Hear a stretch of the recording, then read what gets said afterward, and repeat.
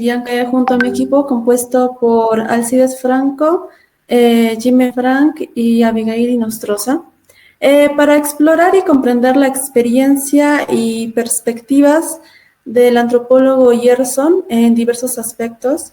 Pero antes de adentrarnos en nuestras preguntas, permítanme presentar brevemente a nuestro invitado. El antropólogo Gerson actualmente es profesor de la Universidad Continental de Huancayo, donde ha desempeñado un papel fundamental durante los 2 últimos años.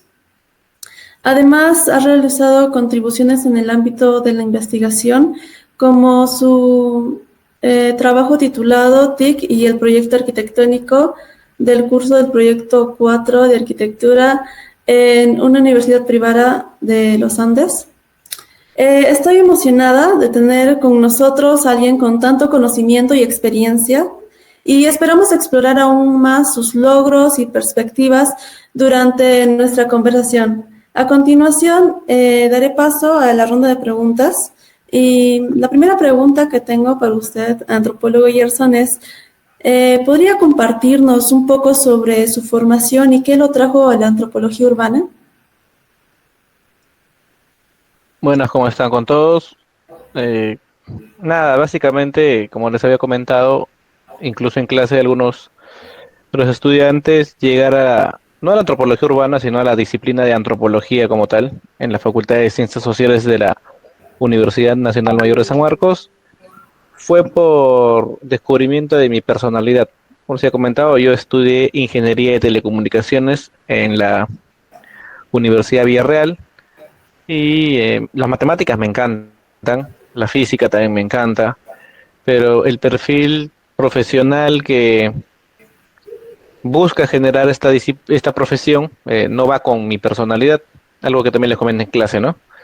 Como ustedes saben, yo sufro de TDAH, soy hiperactivo y me muevo demasiado, no puedo estar estático. De esa manera eh, tomé la decisión a los 17 años de renunciar a ingeniería y postular a antropología en San Marcos, ¿no? Así es como llegué, pero lo curioso fue que no llegué a estudiar antropología porque quería antropología social, sino porque yo quería estudiar antropología forense. Es porque había visto muchos programas de CSI, Doctor House, un montón de programas donde los antropólogos se desempeñan como investigadores descubriendo casos, ¿no?, de criminalística. Sin embargo, cuando llego a ingresar a la universidad en el 2012, me percato que esa disciplina no existe en San Marcos, pero sí existían cursos, ¿no? Entonces, al cuarto ciclo recién me entero que la facultad solamente sacaba antropólogos sociales, ¿no? Obviamente dentro de esas ramas está la antropología urbana, antropología de la religión, antropología política, ¿no? Y un montón de ramas más asociados al aspecto social. Pero el forense no había. Eso es lo que menos sabía, ¿no? Necesita demasiada especialización. Pero nada, a lo largo de haber llegado a esta nueva disciplina, empecé a leer, y algo que les cuento a ustedes como anécdota es que empecé a leer de verdad, porque yo literalmente no leía nada, como cualquier estudiante, con el famoso estereotipo del ingeniero, ¿no? El que no lee nada, pero solamente hace matemáticas y física. Bueno, ese fue mi realidad cuando llegué a San Marcos.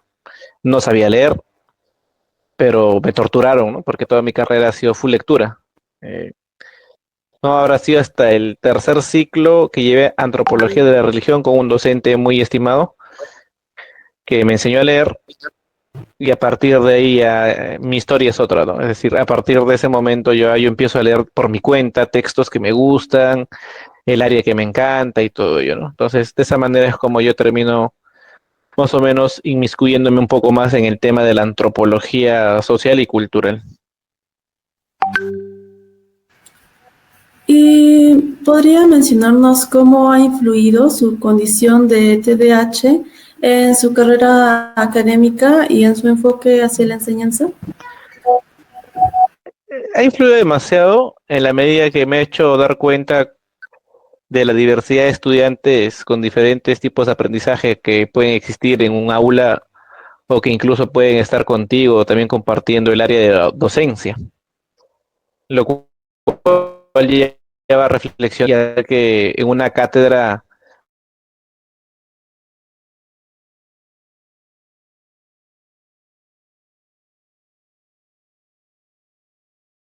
situación.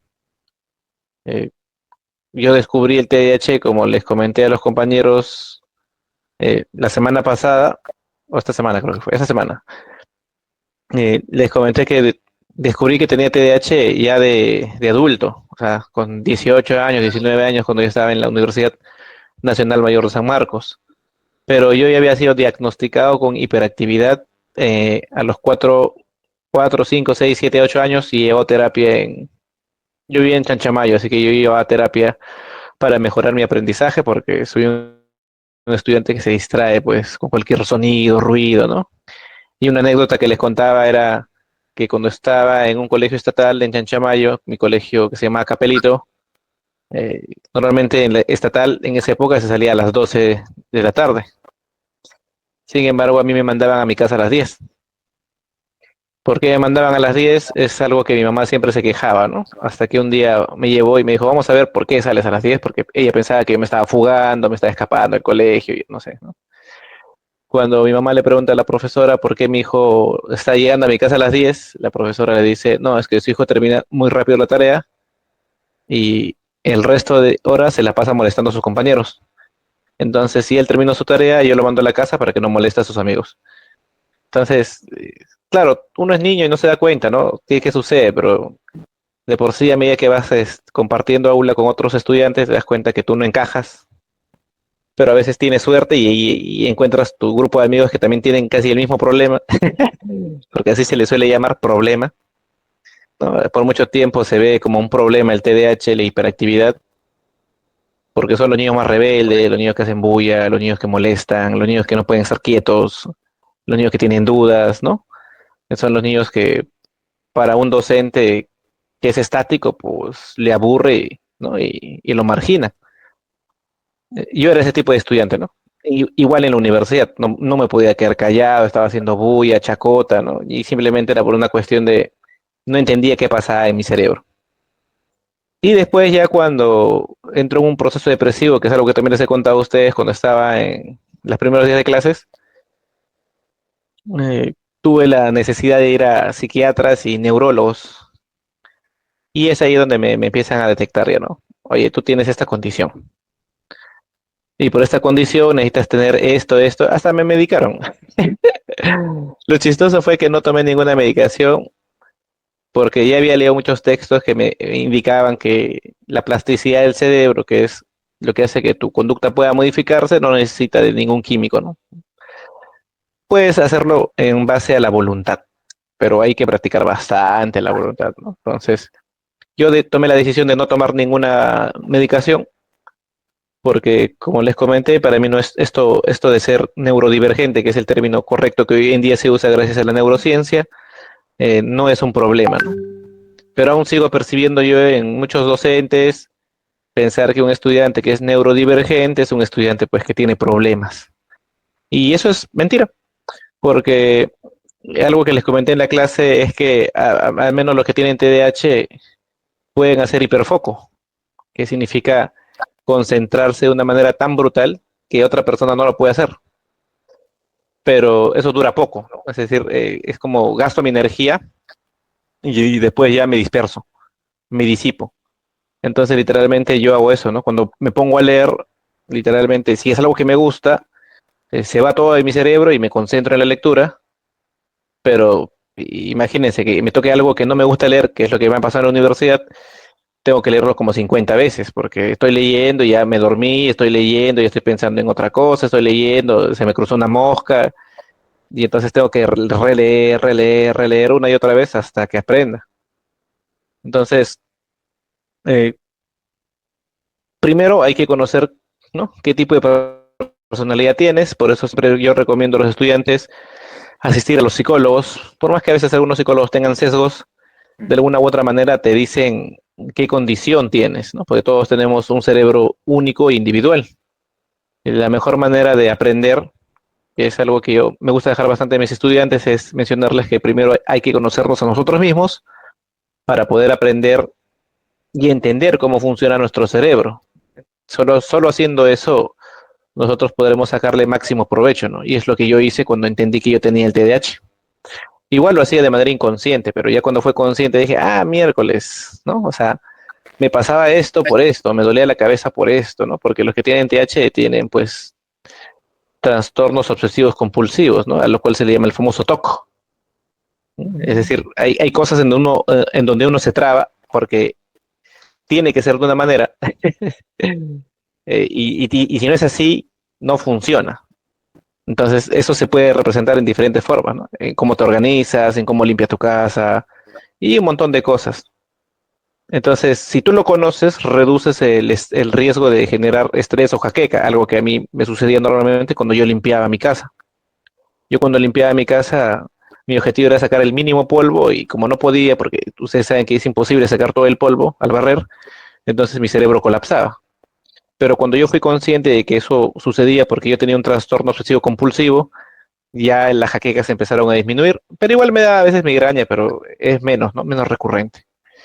Entonces, influencia bastante en la forma como yo inicio a dictar clase, porque yo me centro de manera inconsciente en esos estudiantes que siempre son como los, visto como los problemas, cuando en realidad no es que haya un problema, simplemente es que somos y entendemos de manera diferente.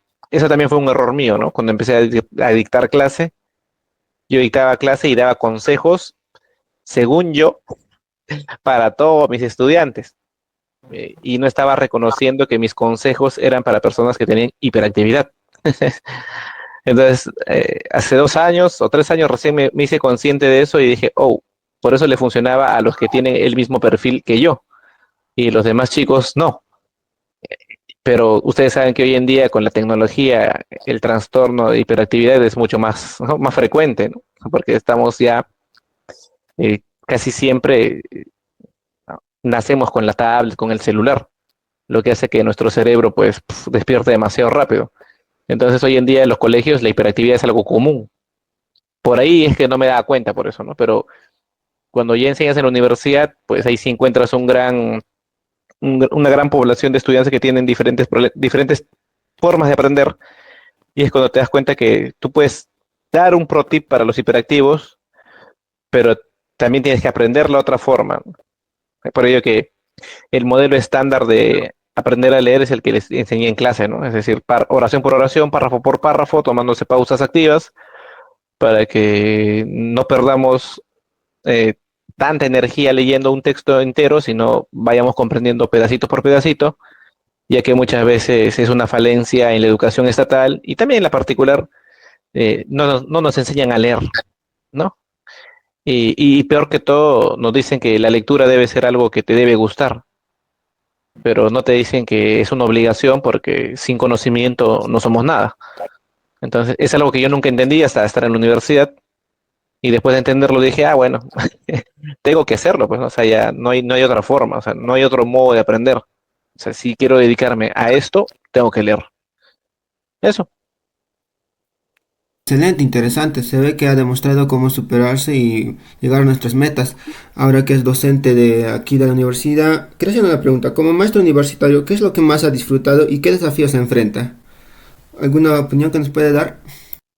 En verdad, yo no baso mi vida en desafíos. Yo tengo una perspectiva de vida muy particular y eso ha sido gracias a la antropología, ¿no? Más que desafíos, creo que es tratar de vivir una vida tranquila, ganando lo necesario y disfrutando de las personas que están a mi alrededor. Porque si yo quisiera tener desafíos o quisiera tener un progreso, ¿no? Como se suele mencionar y como se suele decir, o como te suelen educar tus padres, ¿no? Porque a mí también mis padres me educaron de esa manera, ¿no? Es decir, desafíos, progresos, más inversión, más dinero, ¿no? Entonces, yo con la antropología empecé a romper mucho de esos tipos de esquemas de pensamiento porque si bien es cierto, el desafío te lleva a que te retas a ti mismo, que no está mal, está perfecto, pero si ese desafío viene con esta idea de progreso, entonces al meterte o al tratar de alcanzar más metas, reduces tu tiempo de calidad de vida con las personas, ¿no? Eso es algo que a veces uno no se da cuenta y no se pone a poner una balanza, no pesa en una balanza qué me importa más, ¿no? O vivir y compartir con mis seres queridos, o retarme todo el día para llegar a ser exitoso, pero perder y dejar de lado el tiempo de calidad de vida con mi familia.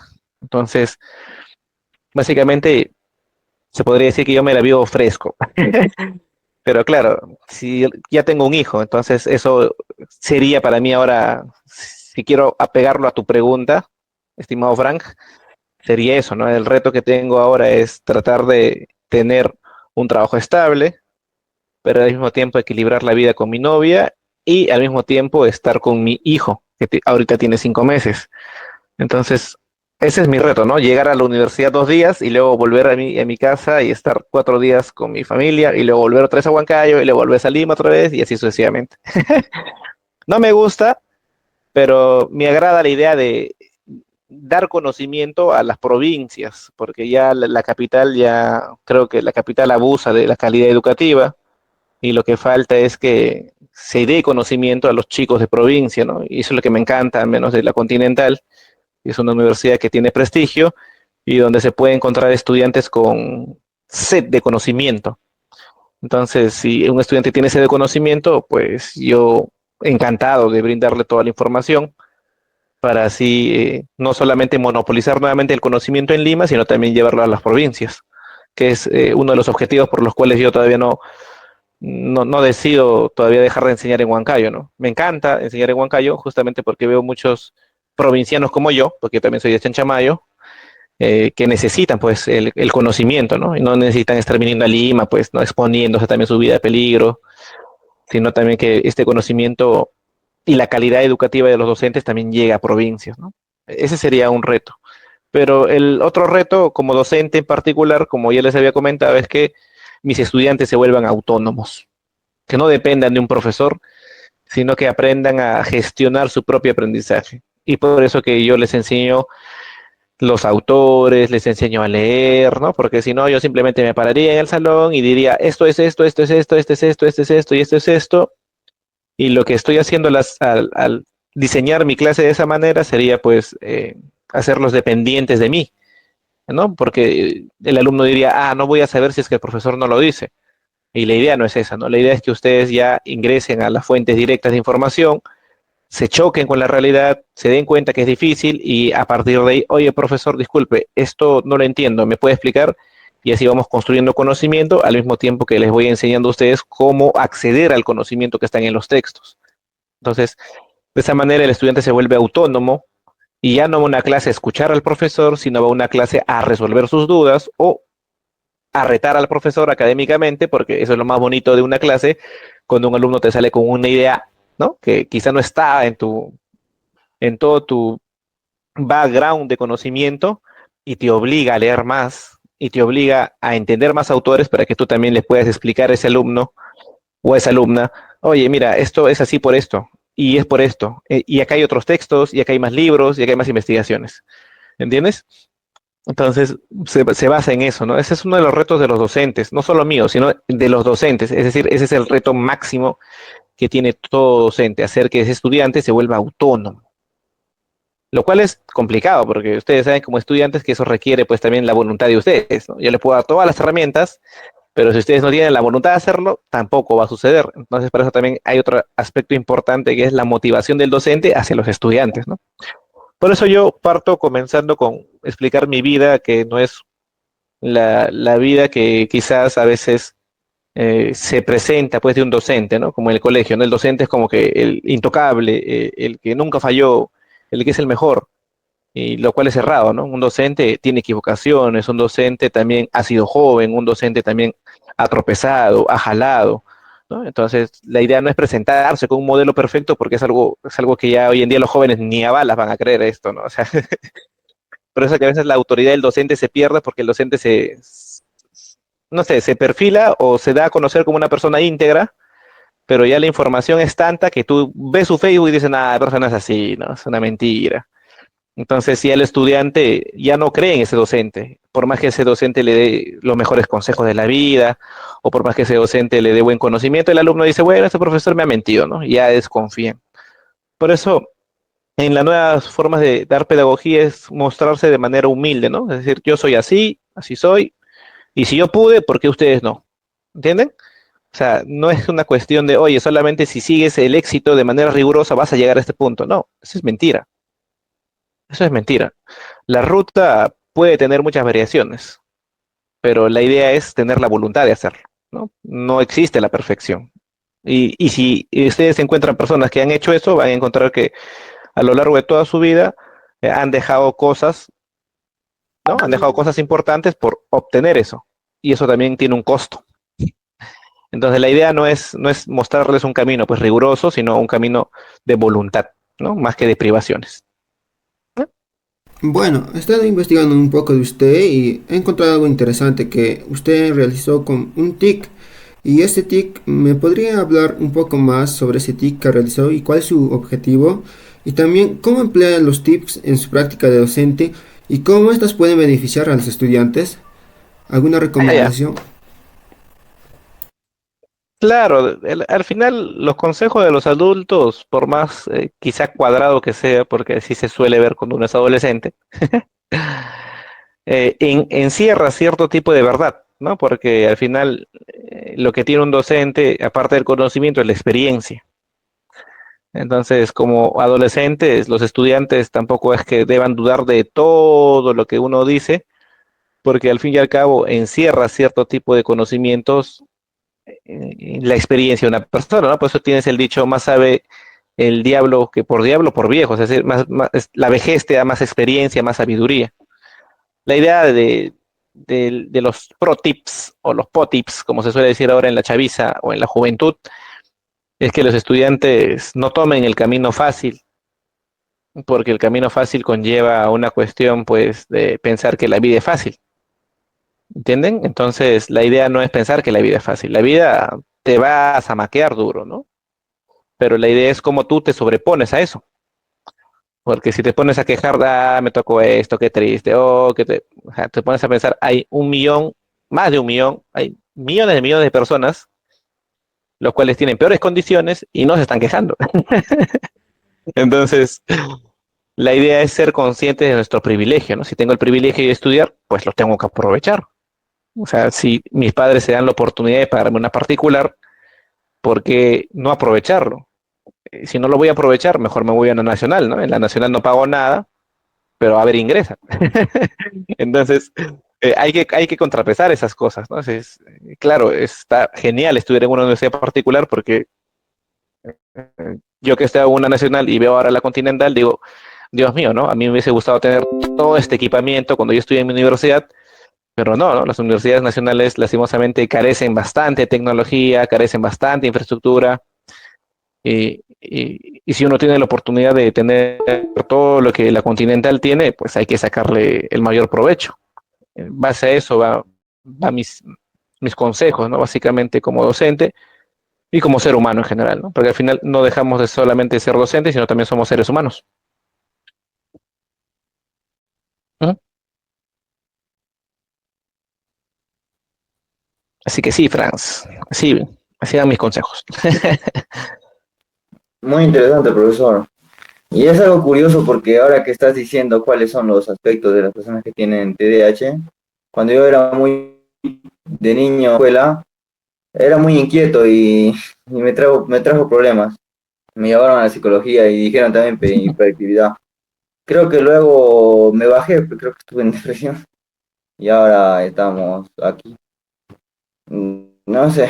Bueno, profesor, entonces referente a su experiencia, ¿cuál es la relevancia y el impacto de las TIC en el campo de la antropología urbana? Si nos vamos por ese punto, eh, las TIC no solamente entran a la antropología urbana, ¿no? Las TIC ya son unas herramientas para la humanidad y que también se pueden aplicar a diferentes especialidades. En el caso específico de tu pregunta sobre la antropología, básicamente las TICs te ayudan bueno, entendiendo que son TICs, ¿no? A ver, defíname qué son TICs. La pregunta es para ustedes, ¿qué son las TICs? Herramientas digitales que nos pueden ayudar. Las TIC son unas siglas Mm, que significan tecnología de información y comunicación. acción. Eso quiere decir que dentro de las TIC hay softwares, ¿no? Entonces, en base a esto, en antropología urbana, pues podemos manejar la digitalización de videos, fotos, la grabación de audios y utilizar una TIC para que traduzca el audio en un texto escrito. Entonces facilita bastante el trabajo de campo de un antropólogo.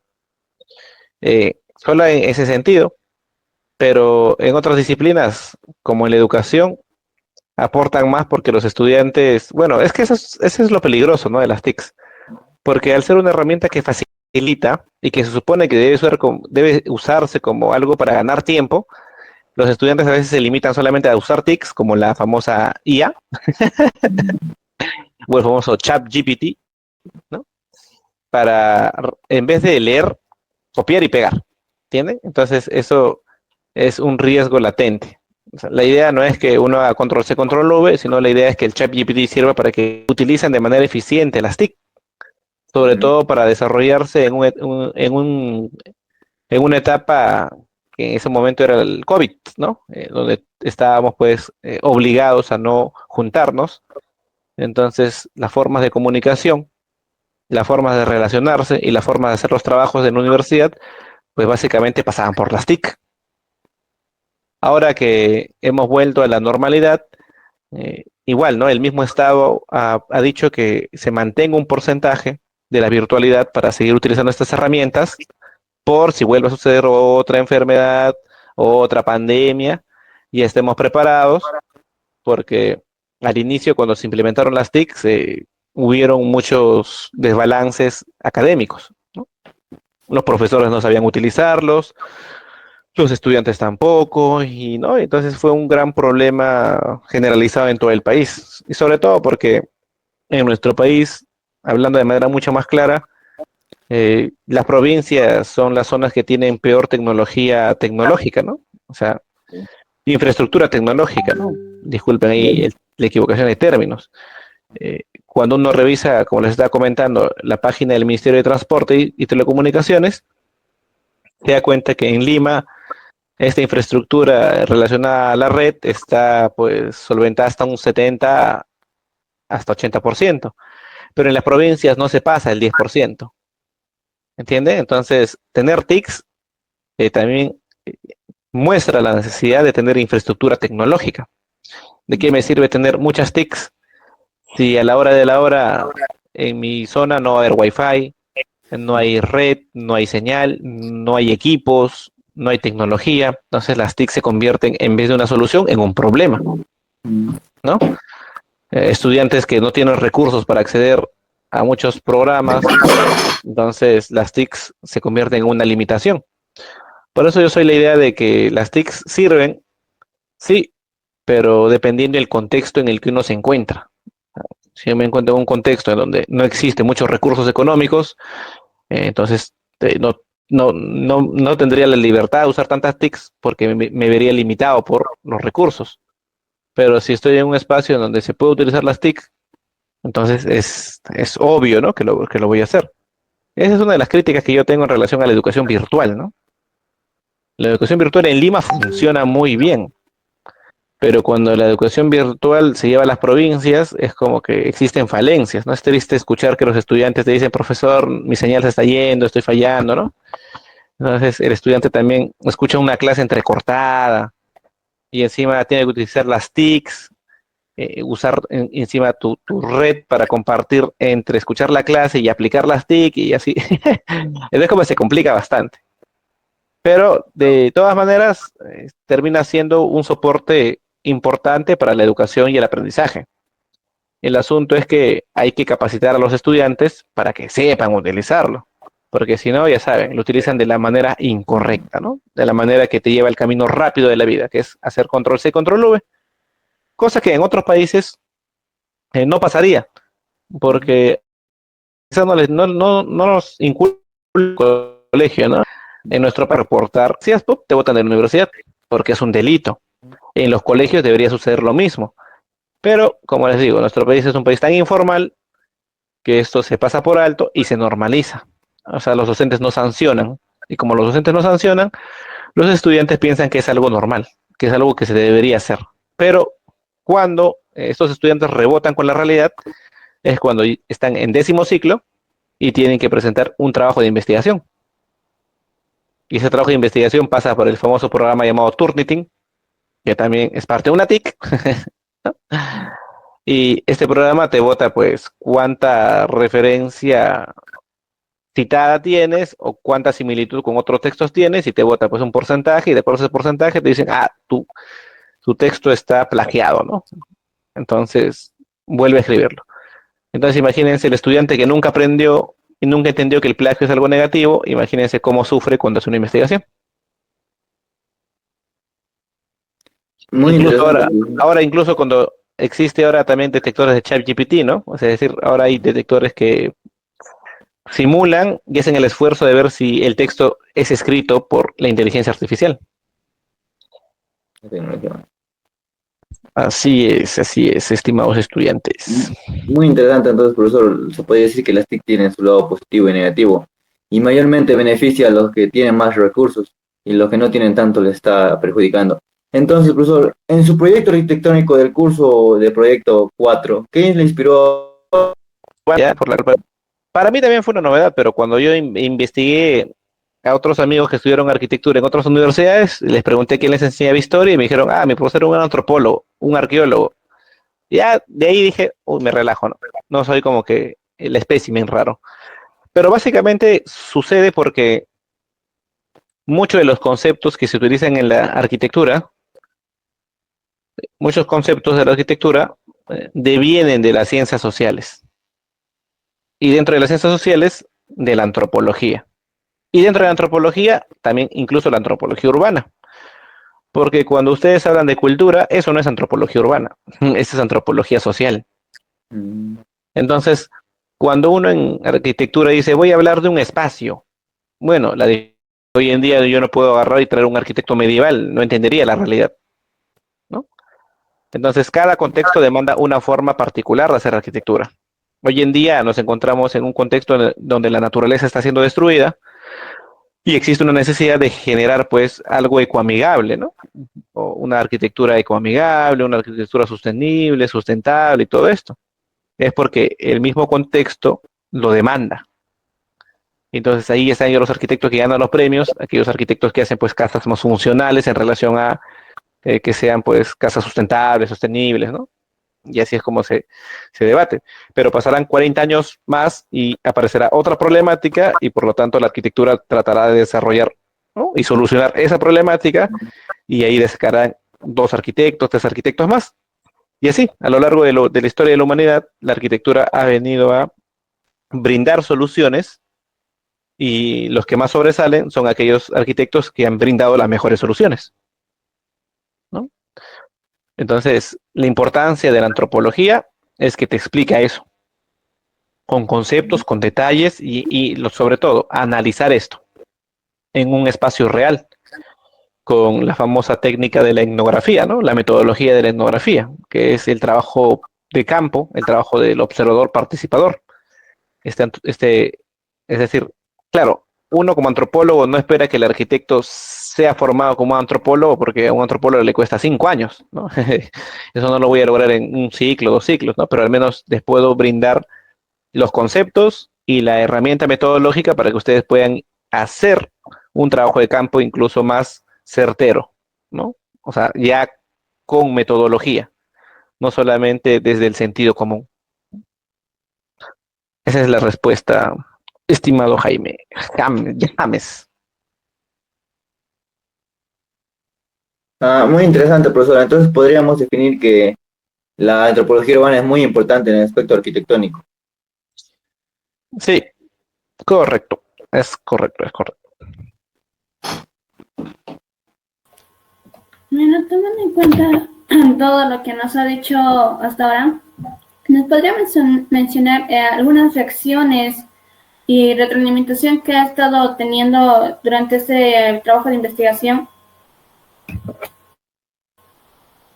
La retroalimentación del trabajo de investigación de la maestría fue eso, ¿no?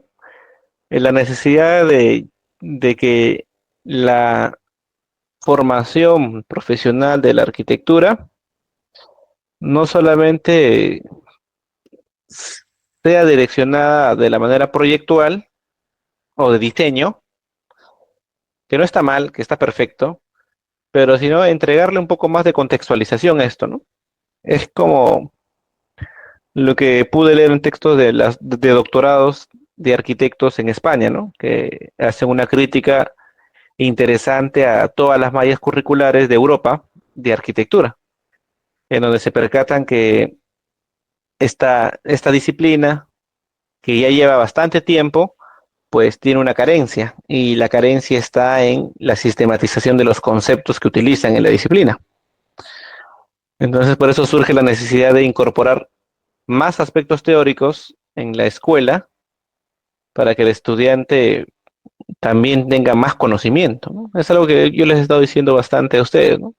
El conocimiento lo que hace es ampliar tu creatividad, no limitarla, ¿no? No es que el conocimiento te parametre, el conocimiento no te parametra. Lo que hace el conocimiento es, en vez de parametrarte, es ampliar tu perspectiva. Un estudiante con conocimientos conceptuales, sea de antropología urbana, sea de sociología urbana, incluso sea del mismo diseño, teoría del color, o múltiples, ¿no?, perspectivas que se utilizan en la forma de diseño, ayudan a que el estudiante pueda explotar mucho más, ¿no?, su creatividad. Entonces, la idea es eso, ¿no? La retroalimentación que recibo al momento de hacer la investigación es de ver que existe una carencia conceptual, teórica en la arquitectura que debería, ¿no?, que debería enseñarse. Por eso que en esta nueva malla, si se han percatado, existen más cursos relacionados a aprender teoría. Y ya después, cuando pasas los filtros teóricos, ya tienes los cursos de especialidad, ¿no? Por eso ustedes van a sufrir llevando antropología urbana, después sociología urbana y después ya llevan urbanismo. Esto, ¿por qué? Porque ya cuando el docente de arquitectura le enseña urbanismo, él va a ir de frente con las palabras técnicas y de frente a la acción. Entonces ustedes ya no se van a sentir perdidos. Van a decir, ah, ya sé a lo que se refiere, quiere esto, quiere... Ya, genial. ¿Entienden? Porque al fin y al cabo el urbanismo surge también de las ciencias sociales. Porque el urbanismo es construir una ciudad. ¿Para quién? Para la sociedad. Así es, Abigail. Ya, teniendo en cuenta, maestro, todo lo que nos acaba de hablar es alrededor de su carrera y todo lo que aprendió desde la universidad. ¿Qué es para usted la antropología urbana? Porque hasta donde sé el tema es demasiado amplio, he llegado a leer un libro también que tiene diversas opiniones sobre qué es la antropología, pero quisiera saber desde su punto de vista, ¿qué es para usted la antropología urbana? Bien, la antropología urbana sigue siendo un campo interesante para los antropólogos. Como ustedes han visto en los textos, es literalmente la nueva disciplina o la nueva rama de la antropología, pero que al fin y al cabo, como también han leído en el texto, si es que lo han leído con fe, ¿no? Cuando se globaliza el mundo, lo que los antropólogos estudiaban, que son estas comunidades, ya se empiezan a insertar en estas lógicas urbanas. Entonces el antropólogo está por mucho tiempo, hasta hoy en día, ¿no? Aún quedan todavía grupos étnicos, pero incluso estos grupos étnicos ya están insertos, ¿no?, en las lógicas de la ciudad. Entonces, la antropología urbana termina siendo como la extensión, pero que el antropólogo todavía no puede estudiar ¿no?, de manera completa, pero como les explicaba en la clase, aún termina siendo útil de la forma como, ¿no?, como viene aplicando la etnografía, que tampoco es algo que es propio de la antropología ahora, hoy en día, porque también lo utilizan los sociólogos, los psicólogos, todas las disciplinas que quieran pueden utilizar la metodología de la etnografía, pero como señala García Canclini, es la forma como el antropólogo hace trabajo de campo, lo que va a brindar esta calidad de información, ¿no?, de la antropología urbana. Entonces la antropología urbana, al menos desde mi perspectiva, sigue siendo esa disciplina que te enseña cómo se configura un espacio, cómo se estructura, ¿no?, una sociedad y cómo funciona, ¿no? Cómo se reparten los roles y cómo podemos entender, ¿no?, literalmente el funcionamiento de la sociedad. Pero eso sí, basado en basado básicamente en la cuestión cultural y tradicional, ¿no? Es lo que les explicaba la otra vez en clase. Eh, yo soy de Jauja, yo soy de Huancayo y me voy a un lugar, pues voy a desarrollar mis lógicas culturales, tradicionales, y al final terminaré configurando el espacio desde un aspecto individual, pero que tiene carga simbólica cultural. Entonces, eso es lo que los antropólogos aún aportan esto bastante, ¿no?, dentro de los estudios urbanos. Mostrarte básicamente que el ser humano no solamente se mueve por una cuestión económica o por una cuestión pues racional, sino también a veces por una cuestión tradicional, cultural, ¿no? Y así. Eso básicamente breve, ¿no? Porque al final han visto que esta definición todavía no es como que algo por sentado, ¿no? Sigue habiendo muchos debates de cómo la antropología puede entrar a los espacios urbanos. Pero de que ya hay estudios, investigaciones interesantes, ya hay, ¿no? Sí, Mira, solo para finalizar, te cuento la historia de un antropólogo urbano que literalmente con la etnografía reconstruyó la vida de un boxeador. ¿En qué sentido? Mostró cuáles son los lugares donde se van a pelear, cuáles son las técnicas que se deben aprender. Entonces hizo como un recorrido de un mapeo de cómo es un esquema de las personas que se dedican a este deporte, ¿no? Qué espacios recorren, qué consumen, dónde, cómo viven, ¿no? Y entonces, interesante porque imagínate que algún chico quiera seguir esta vida, leyéndose esta etnografía, literalmente ve desde un panorama real cómo es ser un boxeador, ¿no? Porque muchas veces tú puedes decir, ser boxeador es divertido porque he visto la vida de Mike Tyson y puro éxito, ¿no? Puro éxito. Pero cuando lees la etnografía te vas a dar cuenta que no es puro éxito, ¿no? Es sufrimiento, dolor, frustración, ¿no? Es una perspectiva real, ¿no? No ficticia ni creada. Entonces la antropología nos aborda, la antropología urbana nos da estas perspectivas, ¿no? Estas perspectivas un poco más reales, pero también individuales, de cómo es el proceso de este tipo de personas en una ciudad. claro, maestro. Para finalizar las preguntas y agradeciendo también su participación, ¿cuáles son sus planes a futuro en términos de nuevos proyectos o investigaciones? ¿Tiene planificado hacer más investigaciones como es el hecho de las TIC en arquitectura en el 2020? Sí, también es una investigación ya no relacionada a la arquitectura. Hace 3 años hice una investigación para una revista de Italia, no, para un libro italiano de la Universidad Nacional allá, sobre neurociencia en las comunidades. Literalmente tuve que irme a una comunidad nativa en Chanchamayo a investigar cómo eran sus ritos de paso, bueno, todo lo que antropología social, ¿no? Y nada, el libro ya está publicado y está ahí mi aporte, ¿no? Pero a futuro, sí, estoy pensando sacar temas relacionados a conservación de patrimonio en Huancayo, debido a que se puede presenciar que existe una carencia de información en relación a este tema, ¿no? Aún sabiendo que la ciudad de Huancayo es un espacio, pues, importante dentro de todo lo que viene a ser la región Junín. Entonces, la calle Real, por ejemplo, es una calle muy antigua, pero es una calle que cuenta con bellas casonas que ya están destruidas. Entonces, por ahí tengo un montón de estudiantes que están sacando sus títulos de arquitectos, haciendo investigaciones sobre la conservación del patrimonio en Huancayo. La Plaza Constitución, diferentes calles, ¿no? Casas.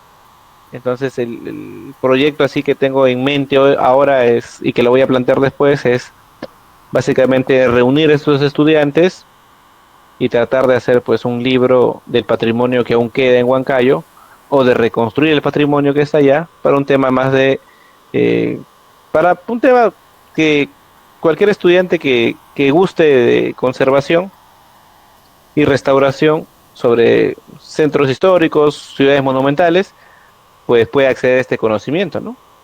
Porque hoy en día uno baja y quiere ver casonas antiguas desde la arquitectura de Huancayo y hay poca información. Habrá una casa, dos casas, pero y las demás. En cambio, cuando vienes a Lima y bajas al centro histórico y quieres ver la información de las casonas, pues vas al repositorio de la Católica, en la Facultad de Arquitectura, harta información, bajas al repositorio de la Universidad de Lima, planos levantados, ¿no? La historia de la casa y todo eso. Entonces, mi idea es casi algo similar, ¿no? Crear un banco de información en relación al patrimonio que existe en Huancayo, ¿no? Ese es el más ambicioso que tengo. Huancayo, que como lo mencionó, es parte importante de Junín. Maestra, de nuevo agradecemos su aporte. Muchas gracias. Llevarnos lo que es, también nos ha mencionado sobre las TIC, que como sabemos en la Universidad Continental le hemos estado empleando demasiado. Por ejemplo, el día de hoy también aprendimos una nueva TIC, un nuevo método de aprendizaje. Como repito, maestro, le agradecemos demasiado por esta entrevista, porque hemos llegado a aprender y ampliar nuestro conocimiento sobre diversos temas. Gracias a ustedes por la invitación también, ¿no? Gracias. Le agradecemos demasiado y esperemos aprender más de usted en estos tiempos que nos queda en esta universidad. No, ustedes también. Nos vemos, cuídense bastante. See you. Hasta luego, profesor. Hasta luego. Hasta luego, maestro.